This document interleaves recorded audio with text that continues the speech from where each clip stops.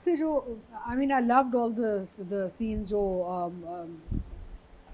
Through the wilderness, वो जो गाड़ी चला के घूम रहे हैं और वो जब उसकी गाड़ी ख़राब हो जाती है, वो जो इतना भी उन्होंने अप नॉर्थ दिखाया हुआ सारा मुझे बड़ा अच्छा लगा। सीनिक, ब्यूटीफुल सीनरी, और इतना अच्छा है आजकल हमारे सारे ड्रामों में इंक्लूडिंग जंजीरों में इतना खूबसूरत लोकेशंस दिखाई जा रही कि हमें भी नहीं पता था कि दीज एग्जिस्ट। तो सबसे अच्छा जो जो लगा वो था वो जो स्ट्रे डॉग आता है ना आहत के पास, और हाथ उसके साथ खेलता है और उसे प्यार करता है, और इट वाज सो नेचुरल। छापे डले हैं कि भाई खाना क्या खिला रहे हैं आप, क्या what you mixing in the food which should be done. तो it's a very good informative चीज़ है, ये चीज़ होनी चाहिए, आवाम को भी पता होना चाहिए कि यार जहाँ हम खाने पीने जाते हैं तो वहाँ पे ना हेल्थ एंड सेफ्टी के भी प्रोसीजर्स सही होने चाहिए। So at this point I think but I am enjoying it, मुझे मज़ा आ रहा है, frames are lovely, so 2 thumbs up। मसला है कि नादिया को जो बहुत सीरियस ड्रामा देखना होता है और हमें ना थोड़ा सा कैरिकेचरिश चाहिए, थोड़ा सा लाइट। इनफैक्ट मैं यहाँ पे ये कहना चाहूँगी कि मैंने किसी को फ़ोन किया कल, एक बहुत हमारे जाने पहचाने राइटर हैं और वो बड़ी अच्छी कॉमेडी लिखा करते थे, अब वो भी सीरियस ड्रामा लिखना शुरू कर दिया उन्होंने। तो मैंने कहा यार वो कॉमेडी हीरो कहते हैं वो तो कल्चर ही मार दिया है चैनल्स ने, अब तो सिटकॉम सैटायर कॉमेडी सब मार दिए, किसी के वो कोई हमारी कोई खेप ही नहीं आई आगे, क्योंकि उन्होंने उसको इनकरेज ही नहीं किया। So nobody writes comedy properly anymore. So sad. You need to entertain people in every way, not just heavy toxic drama all the time. No? हाँ, I was very upset to hear अच्छा this. पहले जैसे आप even अनकही की बात करें या जो लगे में तन्हाइयाँ की बात करें, एक दो कैरेक्टर्स होते थे जो बड़े एक फन एलिमेंट लेके आते थे और थोड़ा सा ब्रेक देते थे, ब्रेक आपको, देते थे आपको। Anyway, coming back to एक मोहब्बत और, मुझे अभी भी बड़ा मज़ा आ रहा है। Overall again I love the cinematic feeling जो है, जो आपको बहुत सारे खूबसूरत आउटडोर्स नज़र आ रहे हैं, लोकेशन बड़ी अच्छी है, घर बड़े अच्छे हैं, new homes, new locations, new outdoors, तो स्क्रीन आपका जो है ना थोड़ा सा फ्रेश लग रहा है, वो स्टैटिक नहीं लग रहा, you know, it doesn't look like कि भाई वही चीज़, वही वही माहौल हम देख रहे हैं। कराची के घर रिपीट बहुत होते हैं ना, so I love the fact that the screen itself is looking very fresh. Hajra की एंट्री हो गई है, Sonia has arrived, so I'm very excited because it's a very interesting new character that's come in, and overall अच्छा मेरा ये था, I don't know how two brothers, दो भाई जो एक ही घर में पले बड़े हैं, वो इतने मुख्तलिफ कैसे हो सकते हैं। एक भाई अपनी वो सिस्टर लॉ माम को समझा रहा है कि इसको ये क्या बकवास है छोड़ दो, ये है वो है, और उसका जो मियाँ बना हुआ है वो उसको बार बार क्या बातें करता है यार, I mean such seriously toxic things जो नॉर्मल बिहेवियर नहीं है।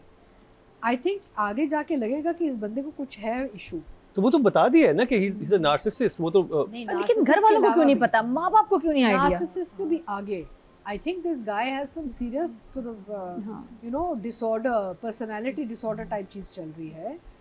It's not just a personality trait. I think it's a mental disorder that he has, because इतना वायल होना ना नॉर्मल नहीं होता। अब इसमें तीका जी सवाल आता है कि जो नार्सिसिस्ट, इसको नार्सिसिस्ट वो क्या सिर्फ बीवी के साथ होता है, अचानक हो गया?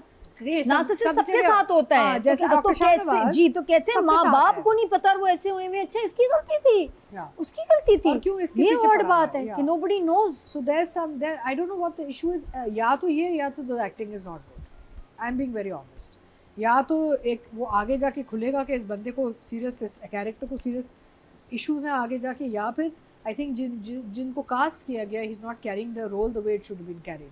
बिकॉज अगर तो आइडिया ये था ना कि आपने पिंच करते रहना तो ये बड़े सटल तरीके से परफॉर्मेंस सटल होनी चाहिए थी, फॉर माई पर्सनल ओपिनियन।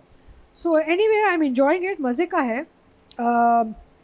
मुझे बड़ा अच्छा लगा when the opening of it also. I love the fact that ये जो खुशबख्त हैं ये एज अ डिप्यूटी कमिश्नर जा रही हैं, छापे मार रही हैं सब जगह, तो बड़े अच्छे टच। और हमें पता है कि इन द रीसेंट पास्ट ये बहुत हुआ है पाकिस्तान में, फूड रेस्टोरेंट्स में, जगहों में छापे डले हैं कि भाई खाना क्या खिला रहे हैं आप, क्या what you mixing in the food which should be done. तो it's a very good informative चीज़ है, ये चीज़ होनी चाहिए, आवाम को भी पता होना चाहिए कि यार जहाँ हम खाने पीने जाते हैं तो वहाँ पे ना हेल्थ एंड सेफ्टी के भी प्रोसीजर्स सही होने चाहिए। So at this point I think but I am enjoying it, मुझे मज़ा आ रहा है, frames are lovely, so 2 thumbs up। से जो I mean I loved all the scenes जो थ्रू द विल्डरनेस, वो जो गाड़ी चला के घूम रहे हैं और वो जब उसकी गाड़ी ख़राब हो जाती है, वो जो इतना भी उन्होंने अप नॉर्थ दिखाया हुआ सारा मुझे बड़ा अच्छा लगा। सीनिक, ब्यूटीफुल सीनरी, और इतना अच्छा है आजकल हमारे सारे ड्रामों में इंक्लूडिंग जंजीरों में इतना खूबसूरत लोकेशंस दिखाई जा रही कि हमें भी नहीं पता था कि these exist and the directors are capturing these moments because उनको पता है यार हम निकले हैं चार दीवारी के से बाहर हम निकले हैं तो हमें कुछ और करना चाहिए. So I love the fact that it was very outdoorish and a lot of greenery, a lot of natural beauty in the frame.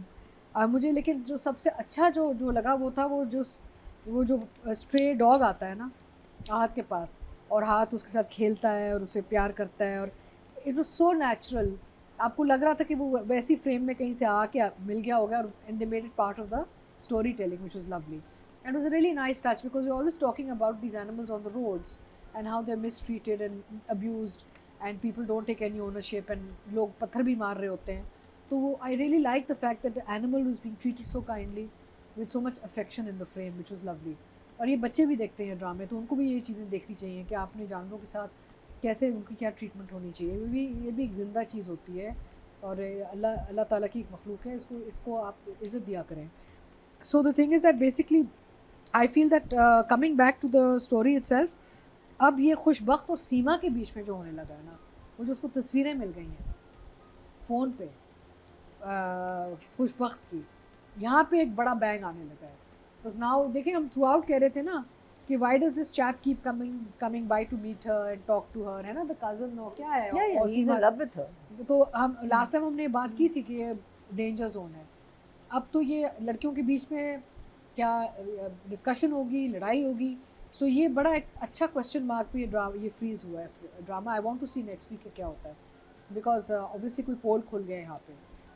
अच्छा स्टोरी में ये हुआ है ना कि बेसिकली वो सीमा को पसंद करता था और मंगनी खुशबख्त ने तोड़ी थी लेकिन जब उसकी सीमा से शादी हुई तो उसे खुशबख्त दोबारा पसंद आ गई है. Very strange.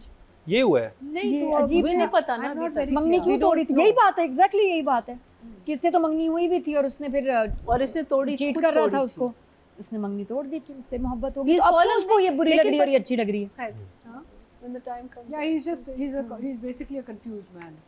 So basically ये है कि ये बड़ा अच्छा रहेगा कि ये दो how do the two sisters deal with each other now, which will be interesting to watch.